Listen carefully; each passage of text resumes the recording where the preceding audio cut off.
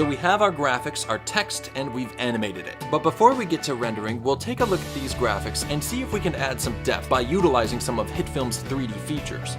So what we'll do here in our lower third composite shot is select our planes and text layers and change their layer dimensions to become 3D planes. Now we're notified that composite shots cannot contain 3D layers without a camera. Don't freak out, just click yes. What this has done is added this camera to the composite shot, and from here on out we're viewing our project through the eyes of our new computer-generated camera. We also now have the option to select how many views we want, and I'll set this to 2, and now we have our active camera here, which is the view our final render will take, and this one that I'll set to a perspective view.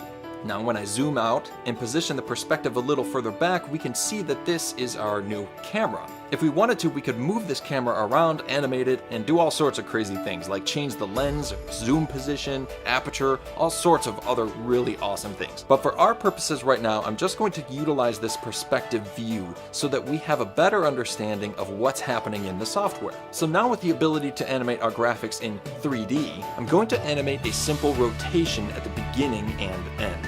So I'll activate keyframing for this rotation X, and then go 15 frames in, and just put a 1 here. This will rotate the layer one full time in these 15 frames. I'll also want to set the appropriate temporal interpolation. And now at the end of our timeline, I'll place the playhead 15 frames before the end, add a new keyframe, and then at the end, set this back to 0. And again, apply their interpolation, and now as the graphics animate in, they have a more complex look. Of course, as awesome as 3D is, it is optional. But you can see how this adds more depth and movement to the graphic, which is always helpful if you want to make sure the graphics catch the viewer's eyes.